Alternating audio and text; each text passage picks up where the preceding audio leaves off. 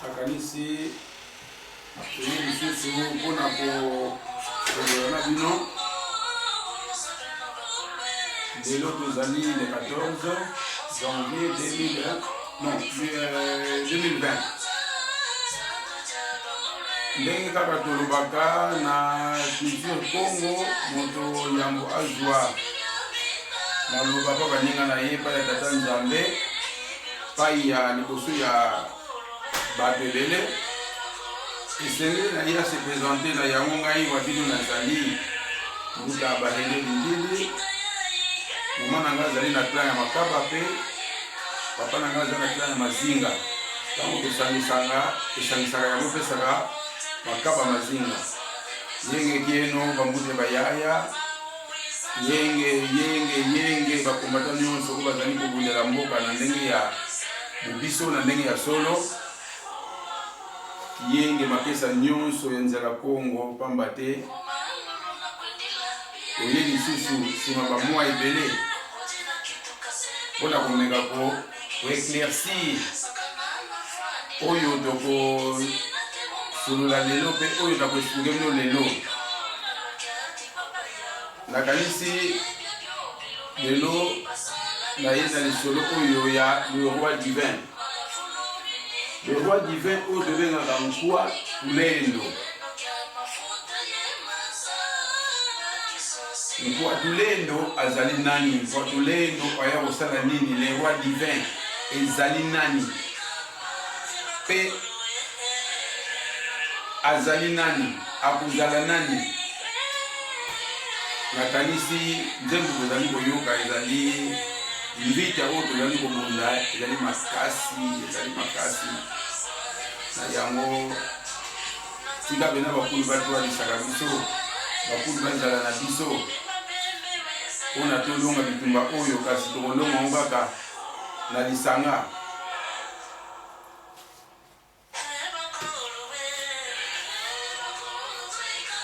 Lelo tokolobela le roi divin pamba te le roi divin balobelaka ye kwa ya Mfumukimbangu. Mfumukimbangu alobelaka ye na discours ya Mbanza Nsanda.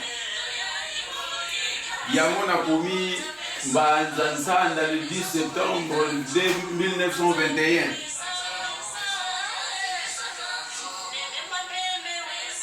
Mfumukimbangu na discours na ye alobelaka au roi divin. Na yango tokomona awa discours wana elobamaka na 9h ya tongo, kasi nazali koloba lisusu yango nakota penda na masolo oyo ya lelo na momesano kaka soki moto alingi penda ayekola akomprendre bien atali na YouTube abeti Tony Manisa pai bokomona bemission nyonso ezali oyo nasalaka. Oke na Facebook obeti bahele dintidi bokomona bemission nyonso oyo nasalaka. Kasi ezali nango na tina moko te soko comprendre te na sagesse batunaka, kasi moto soko comprendre te ozali kofinga ezali arme ya bafaible pamba te moto aza na tendance kofinga mingi aza moto alingi koyekola te, moto akokana nyonso aza te. Kasi tokabulaka ndambo bayozala na habitude oyokaka mingi mpona ozwa mpe bayele oza mpe ya moninga. Ntango yo mpo koloba moninga akozala na kimia akoyoka yo akozwa oyo ezali malamu on a Kintwa, Digaga, Nangolo, donc on a dit Sangaka, autour de la français, l'union fait la force. Parce que nous finir to finir on voulait belé. Moko kei, mais to finir to connaître finir dit les lots, moko to connaître kei. Bon so to connaître au finir. Malam to fanda na kimia, to tia makambo kole ya mesa, to tala nini sengeli pona to sikola mboka na yango, olandi émission comprendre malam te malam benga. Ou bien otuni téléphone na utana sena ko ba bi téléphone ite téléphone mingi sala mina sala na YouTube WhatsApp ni oswana na ko sa numéro pona ko comprendre te otuni ba ya no numéro komi matondo na bato e ba comprendre lelo to kolobila roi divin kwa tulendo na Kikongo to moni bato ebele bato penza ebele balobi bango bazali ba roi divin kasi lelo to mela kotala bikadulu bizaleli ya roi divin bizaleli bikadulu ya longi oyo mfumuki mbango alobaki na discours na ya Mbanza-Nsanda eloko liboso na kanisi oyo andimaka na mu discours wana ke mfumuki mbango mudasalaki yango makambo ebele ta musu to comprendre te mais lelo to komeka ko éclaircir yango kasi nazali ko beta sete vidéo bezotala na kusala na deux parties pamba te pona ko kosa ta ezala mulai mingi te na deuxième partie na ko silisa masolo ya mpatulendo masolo ya roi divin ba roi divin mususu babimi na poto ba roi divin mususu babimi na Canada ou bien États-Unis sur États-Unis sur Canada ne bina malamu te ba roi divin mususu babimi na Finlande ba roi divin mususu babimi na Belgique bon roi ya Belgique soki roi divin ou bien roi kaka mais entre parenthèses ba roi divin mususu bazana Congo démocratique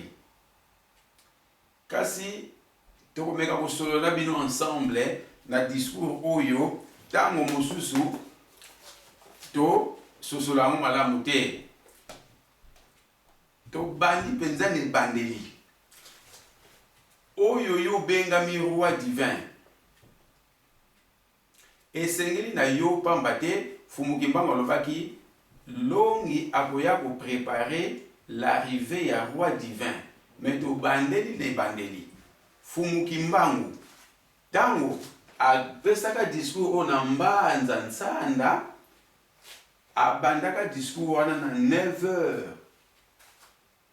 po na nini abandaka discours na 9h esengeli oyo bozali bosololaka na ba roi divin botuna nanu roi divin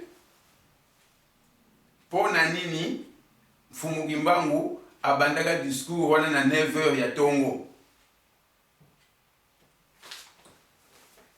biso tango to bandaka ba culte na biso to bandaka mo na 9h c'est significatif alors ba roi divin bino beza na bango na ndenge ya koluka ba problème te na ndenge polémique te na ndenge ya to yeba tango mususu biso pe beza na erreur mais oya biso bososoli oyo euti pa ya longi oyo fumuki mbango alobaka koya mais ba roi divin pe esengeli na kanisi baza na balongi na bango o bako préparer arrivé na bango question liboso po na nini discours ebandaki na 9h na bukoko na biso ou bien na univers bomona na 9h ezali na ba simbi oyo ou bien ba ange oyo to bengaka biandu na 9h na kandi so bomoni 9h bomona tozali na montre ndenge kutotela montre boye tozalaka na 9h awa tozali na 12h tozali na 3h tozali na 6h tozwi 9h ezali na famille moko boye groupe moko boye ya basimbi pamba te ntango boyoka tolobaka simbi simbi ezali esprit ya tata nzambe esimbi fongolo ya mabombami moko esimbi fongolo ya mabombami ya eloko moko songolo ya mopepe donc ezali simbi ya mopepe simba esprit ya tata nzambe oyo esimbi fongolo ya mabombami moko boye ye wana babengaka simbi na français babengi ange. Na 9h tozali na biandu famille ya basimbi wana ya badomination na français parce que tozali na baséraphin bobengaka tozali na bachérubin tozali na banani trône nsima nango tozali na badomination napesaka exemple mais badomination nde ezali bango na 9h bazalaka abandani discours na 9h yango biso ntango bandaka mpe culte na 9h normalement na poto eza neti ya kobeba moke kasi na Afrique na 9h pamba te eza significatif toye na discours Fumukimbangu alobi parce que Fumukimbangu alobi a voici le fameux discours tenu par Fumukimbangu le 10 septembre 1921 tout au début du culte matinal vers 9h alors qu'il entrait dans l'enclos en rameau, le visage grave, le regard vif, il s'adressa en ce terme à la foule. Fumukimbangu tanga kotaki le 10 septembre 1921 na vers 9h na yatongo tango akotaki na lupango visage elongi na ye ezalaki vraiment malamu te etaleli na ye ezalaki mpe malamu mingi te alobaki na baye oyo aye na bato oyo bazalaki wana na nkango ye alobaki nini. Mes frères, l'esprit est venu me révéler que le temps de me livrer aux autorités est arrivé. Mes frères, zimpangizame ntango ifwele kasi ntango ni ifwele ndenge nini. L'esprit est venu. Donc ntango Fumukimbangu azoba l'esprit est venu, l'esprit primordial mpeve ya masina oyo tobenga na ekongo mpeve ya masina i akongo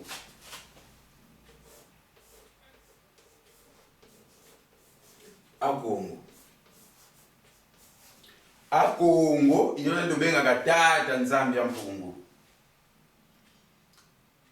kasi yalobi zimpangizame mes frères, l'esprit est venu me révéler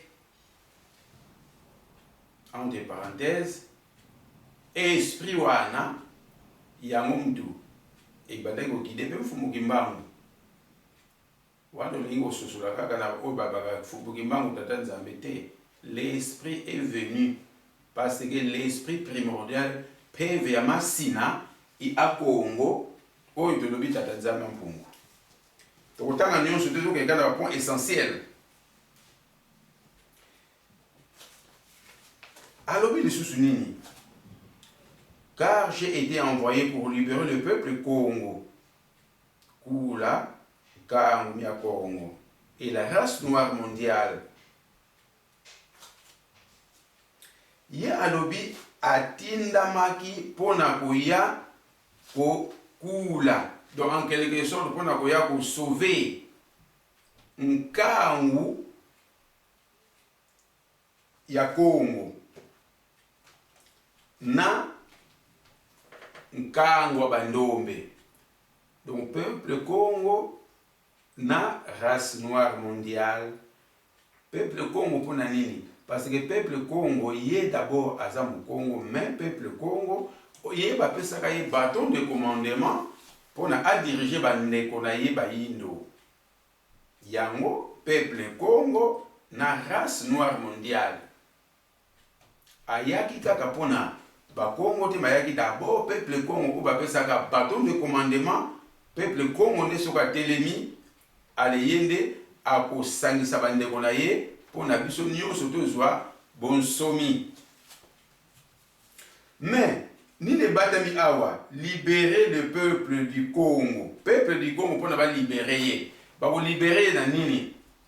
Peuple Congo, politiquement fouti, matériellement fouti, Bunzambe pe fouti. To bunga na Bunzambe, to bunga na makambo science, to bunga ou bien to kangama na makambo politique.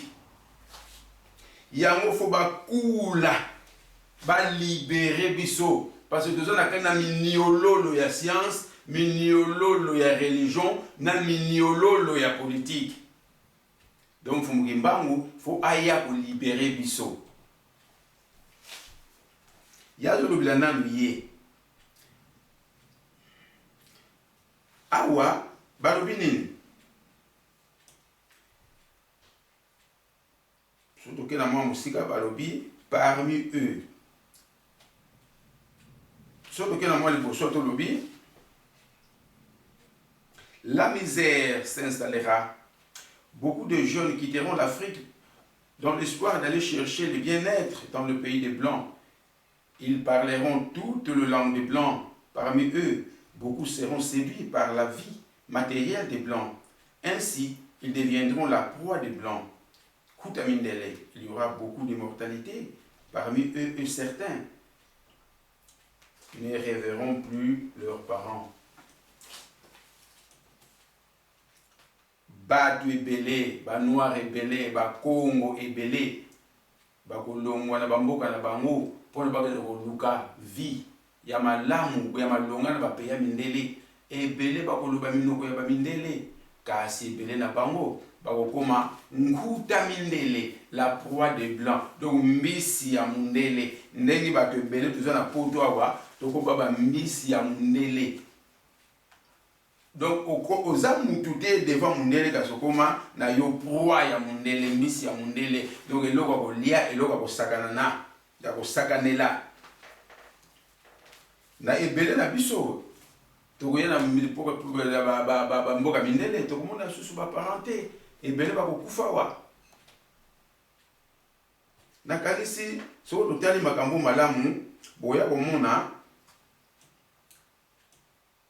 Kondima mundele za bien, mais okoma séduit, okoma neti yo osasuna tina te ye aleki aussi longtemps tata nzamba salaki biso nyonso batu. Oui, to kondima mutu. Kasi yo mindima nanu osala pe fort okoma lokola mutu wana. Kasi ya biso zaka subongo te. Tokoma battu, tokoma ndima mundele, tokomi komi na tokomi komi finga. To l'équipe. Balobi awa, il faudra une longue période pour que l'homme noir acquiert sa maturité spirituelle. Celle-ci lui permettra d'acquérir son indépendance matérielle. Alors s'accomplira la troisième période.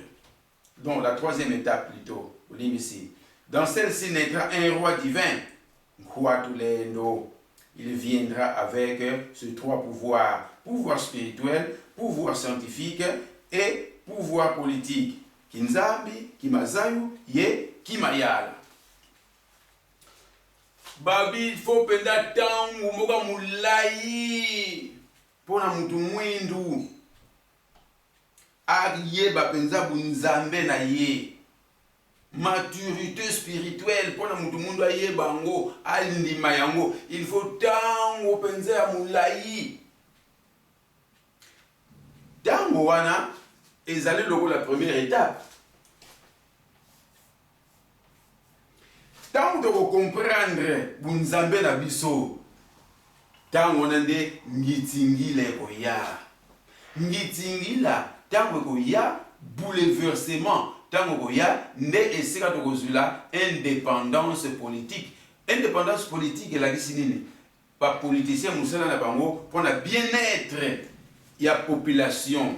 Donc matière yango tozali na matière, esprit tozali na mutu, mutu azali esprit na matière. Indépendance matérielle, ezali indépendance oyo tokozwa sikoyo pona matériellement tozala bien. Matière spirituelle, ezali indépendance ya bunzambe, indépendance matérielle, indépendance de oyo tokozwa na politique pona to zala sikoyo libre. Ndena simangitingila awa,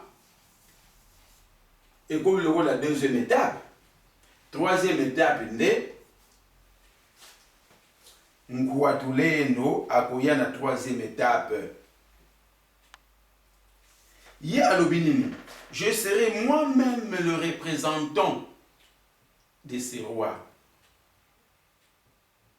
Je liquiderai l'humiliation que depuis le temps le plus reculé, l'on a cessé d'infliger aux Noirs, car de toute la race de la terre, aucune n'a été autant maltraitée et humiliée que la race noire. Nakanisi tozaka na Afrique, bataka kate bat Afrique, biso beta en Afrique, oye bakutu makamnege le kamala mute, mais peuple oyazali penza na tina te na mukileza peuple noir. Na poto, na ba Inde, na Chine, partout, noir azali, aza maltraité. Pour nani aza maltraité, biso moko to mikomisa ba proie ya mindele, to komisa to mikoma ba zoba ya mindele. Ozali komindi mate devant mundele, ozali komindi mate devant de kono mwindu, ozali komi finga devant mutu mwindu, ozali komi finga devant l'étranger. Alors monde mobimba ma race ozali maltraité, ezali biso. Ah Olobi continue à lire la Bible.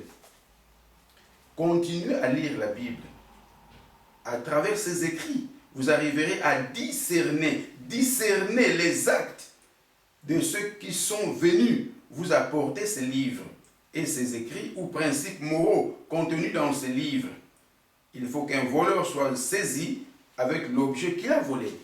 Bo continue kotanga Bible, bo continue kotanga Biblia, na kati ya ba makomamiwana, bo koya koyeba ba acte na yaba oyo ba memeleki bino mukanda wana. Na morale oyo ezali na kati ya livre wana.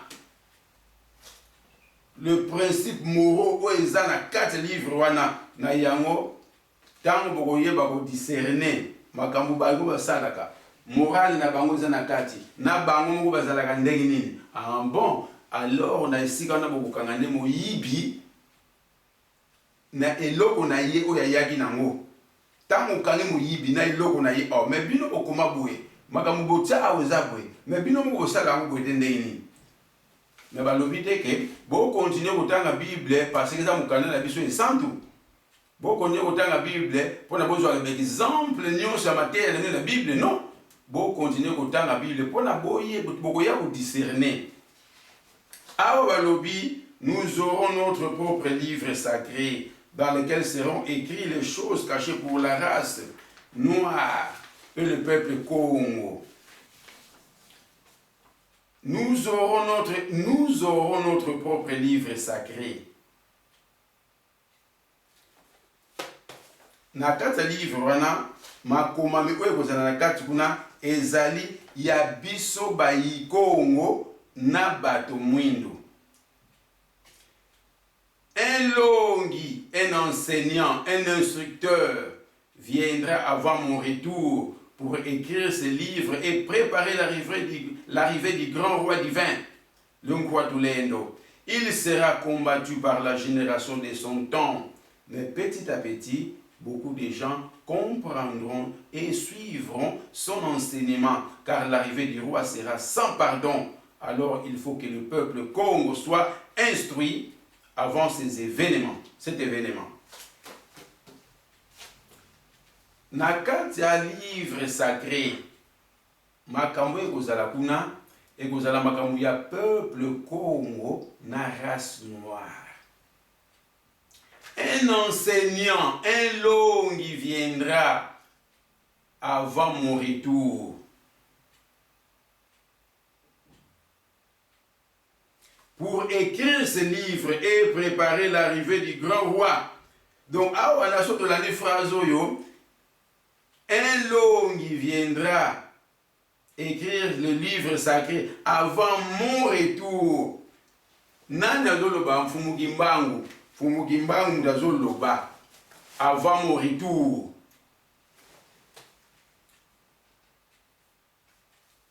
sikoyo na kati ya livre wana longi tanga koya akomi mukanda tanga kokoma mukanda pe akoprepare arrivé ya roi divin longi akoya koprepare d'abord akokoma mukanda sikoyo roi divin na longi yo roi divin longi na yo pesa yaki akoma d'abord mukanda sima abanda ko préparer l'arrivée ya yo roi divin azali déjà esengeli peto yeba longi na yo eza nani mukanda nini akomaki na kati mukanda wana il faut makambo ya peuple Congo ezala depuis la création il y a système solaire oyo tovanda koyo ou bien galaxie oyo tobengaka nzila zombo na kikongo la voie lactée ndenge nini ebandeli wana ti na ntango tokozwa bonsomi na liboso histoire ya peuple Congo baroi ya peuple Congo bantumwa ya peuple Congo nyonso na livre sacré oyo longi na yo roi divin akomaki. Est-ce que longi na yo ça comme livre sacré c'est déjà ça pendant vous préparer l'arrivée na yo mais fumugimbangu le lobelio a lobiawa et lobi yemu dans roi divin parce que longi wana agozala wana pour vous préparer avec l'arrivée na ye viendra avant mon retour pour écrire ce livre et préparer l'arrivée du roi, du grand roi divin.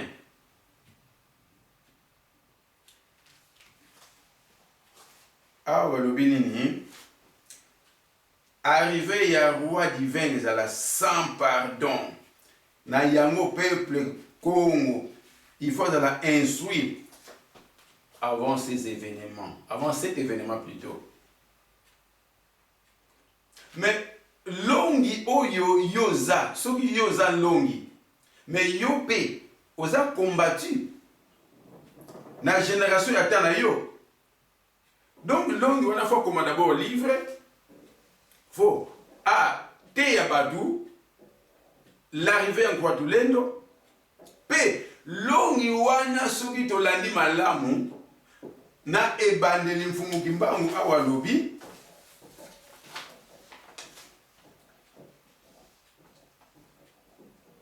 fumukimbangu lobi longi wana tanga boya akoya le roi divin akoya na trois pouvoirs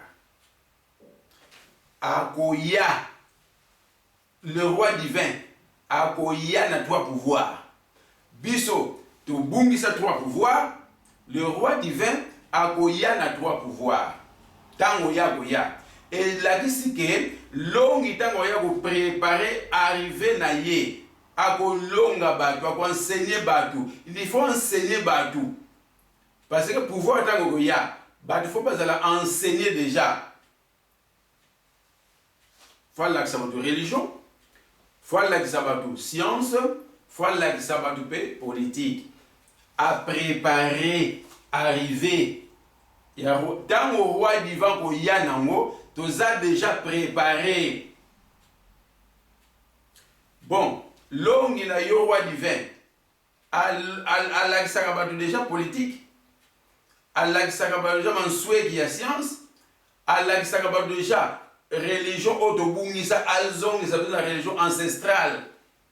Oyo to sale la capacité beto toi kala tuena ye tuna kala kukongo twateka kala mutama kukongo tunadiaga unu ye kukongo mpe tunavutuka kwiza muzingu kietu kyamba tozalaka na Kongo tozali na Kongo tokozonga koya lisusu na Kongo yango na lobike mwana no bakoko ezate parce que zalaka kaka biso tokendaka toyaka fwaye butuka nzileto muzingu kietu kya kwelemvu foye butuka kobota mana kokufa ezali kaka vi na biso nzela na biso na vi na biso éternel tokotourna kaka mutu akufaka mpona botama mutu abotamaka mpona kufa mutu akufaka mpona botama kaka tosala kaka totourna kaka bongo.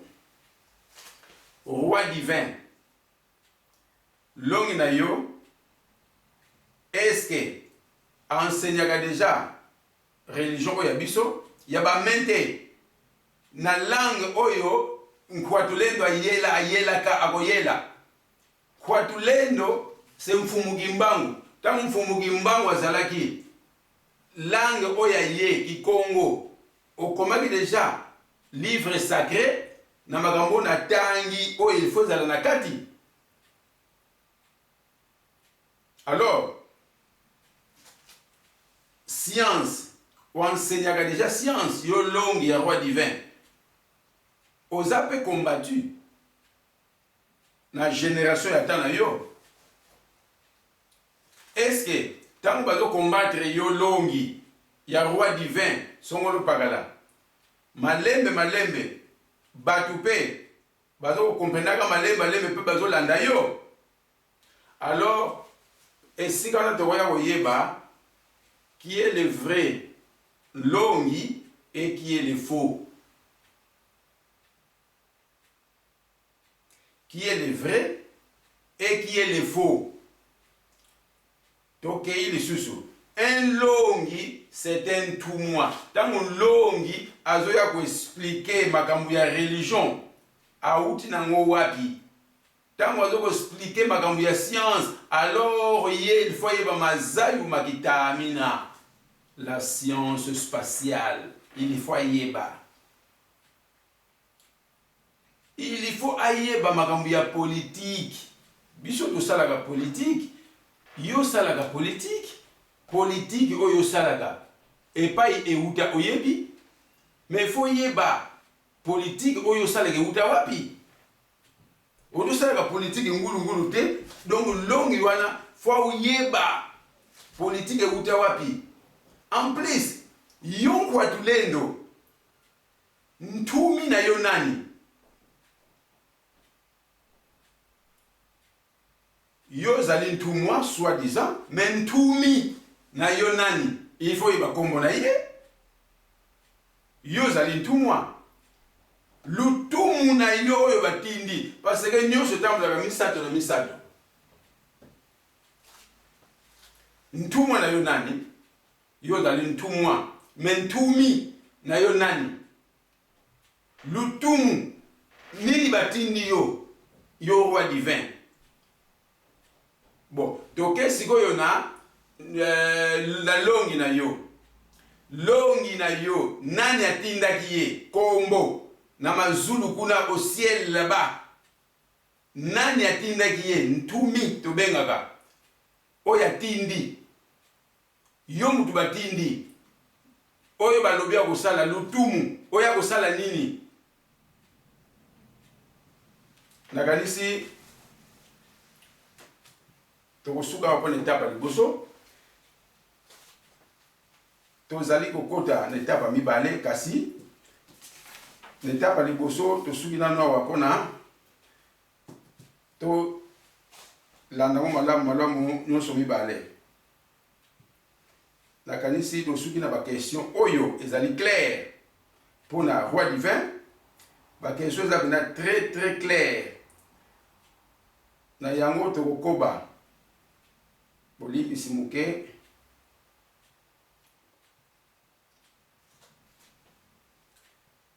tokokoba na oya mibale pona tomeka kososolisa penza roi divin ezali nani pe na deuxième partie nde tokoyeba véritable roi divin ezali nani pona mutu penza ayeba nini tozali kosala soki tozali kolandaka makambo na ndenge ya ngulu na ndenge ya brutalité ezali malamu mingi te pamba te ezali kobebisa ba mémoire batu ezali kobebisa pe kondima ya batu ezali kolakisa pe ke bolingo na kati ya batu eza te kasi na yango tozali kobeta sete bolanda bie ba question oyo totuni bo comprendre yango malamu pona ete ya biso malamu nakanisi pona lelo tosikuwana na baoyo bolandi matondo benza bikalusa kumunula batata bampungu tulendo lwasikila mubeno bolanda oyo ya mibale